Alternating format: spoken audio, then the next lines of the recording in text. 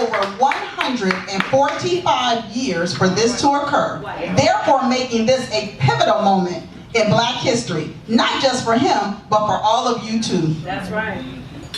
Chief King, not to be confused with Chief Keef, holds a master's degree in criminal justice.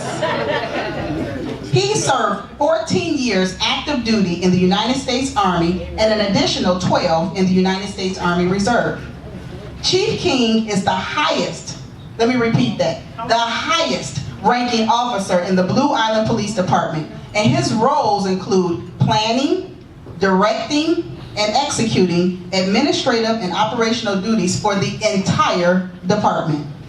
Although he is a very strong leader, his heart is with the youth mentoring programs, such as DARE, Drug Abuse Resistance Education Program, you guys may be familiar with that, and GREAT, Gang Resistance Education and Training.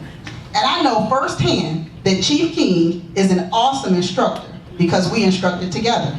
He has mentored over 5,000 youth throughout his career. Okay. Please stand to your feet and receive with a thunderous applause the City of Blue Island's first African-American Chief of Police, LaSalle King.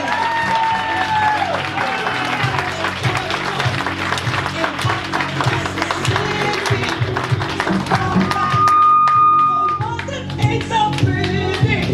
His parents give him love and affection to keep him strong. Well, the first thing I have to say, thank you so much. You never realize how small the world is until it comes back around. Yes. I would never in a million years think I would see one of my old Army buddies again. We served wonderful times in the military, and I'm truly blessed to have her as a friend. Okay. Thank you for all that you have done for me. I am truly privileged and honored to stand before you this afternoon to receive this award from NAACP. I never thought my accomplishments would lead me to a place where I am today. In order for you and for me to tell you how truly grateful I am, I must tell you just a little bit about my past. You see, I grew up in poverty in a small suburban village of Dixmoor. I'm not telling you this for sympathy. I'm telling you this because if I had to live my childhood all over again, it's not one thing that I would change. The struggles in my life have molded me into the person that I am today. Yes, I grew up with times based on environments, settings, compounded with financial and economical and educational backgrounds. Statistics would suggest that I would fail in life before I even tried. As one would say, the odds of succeeding was against me. Better yet, as Reverend Williams would say, I was dealt a bad hand. At 18, I graduated from Thornton High School and began, and me being an adventurous person, I decided to join the United States Army. When I left home, I took 3 things with me. I know that as long as I had these 3 things, I wouldn't have to worry about failure. I wouldn't have to be concerned about how people treated me. I wouldn't have to think about giving up or giving in. The 3 things I took with me were 1, my faith, my personal relationship with God. Number 2, a positive attitude. And 3, this is the tough one of all, the ability to respect others even if they didn't do right by me. Years ago when I was young, if you would have asked me what was my ambitions, I would have told you, wealth is my desire.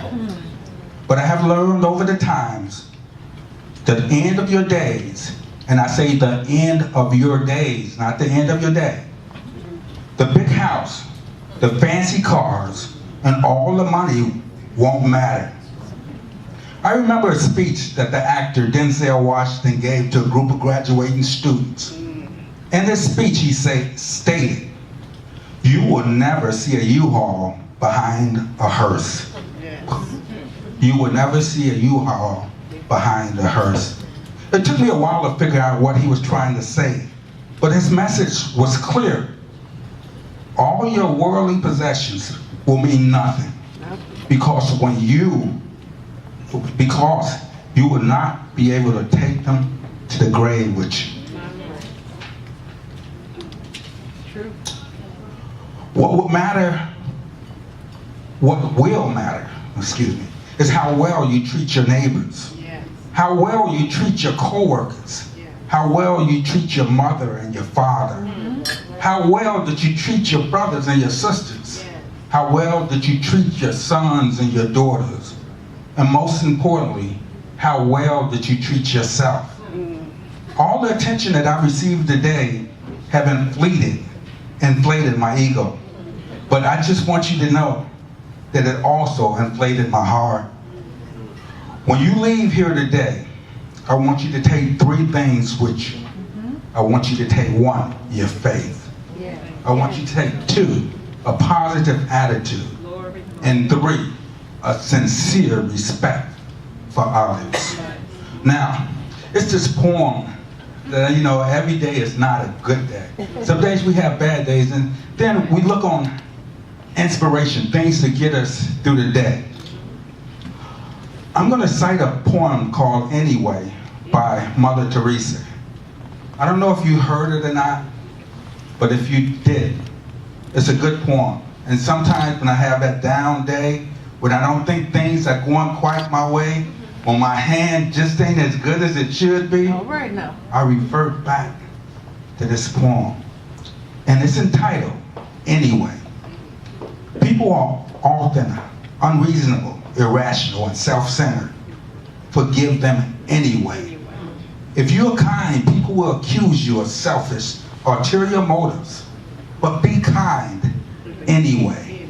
If you are successful, you will win some unfaithful friends and gain some genuine enemies. Succeed anyway. If you are honest and secure and sincere, people may deceive you. Be honest and sincere anyway. What you spend years creating, others could destroy overnight. Create anyway. If you find serenity and happiness, some may be jealous, but be happy anyway. The good you do today will often be forgotten. Do good anyway. Give the best that you have, and it will never be enough. Give your best anyway. And the final analysis is between you and God. It was never between you and them anyway. I thank you, I thank you, I thank you.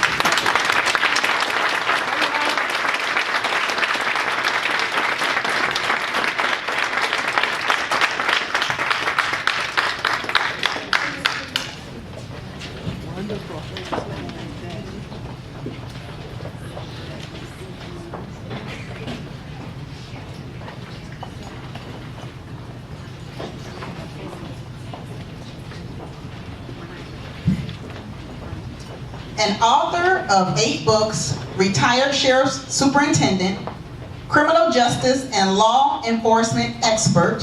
He is an author, an auditor for the American Correctional Association, and currently serves as Lansing's Fire and Police Commissioner, volunteering his time to community work, public speaking, and mentoring the next generation. Please welcome lifetime member of the NAACP, Elvis Slaughter.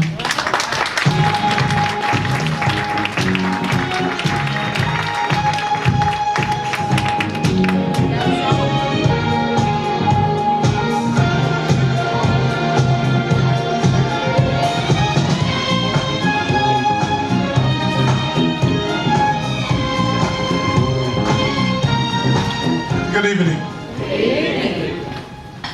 I'm going to change up a little bit for Camille. She told me to recognize someone else, but I'm going to recognize her. If you look around your table, she put together all these gift baskets. She used her own time, her own money. She prepared those gift baskets back there. She sold over 50 tickets. She spent over 100 hours putting this together. I mean, without her and Kiana, it wouldn't be possible.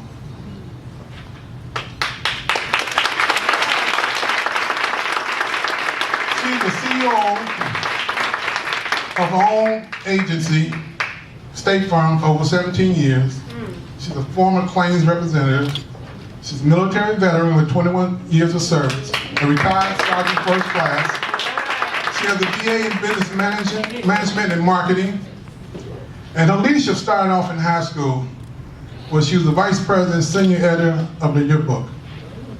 Without her energy, passion, and faith for this event, I don't believe we would have pulled this event off. She took the leadership role and step by step made the right moves, called connections, and kept us on an even keel. Like Martin Luther King said, we may have come on different ships, but we're all in the same boat. I just want to say thank you, Camille.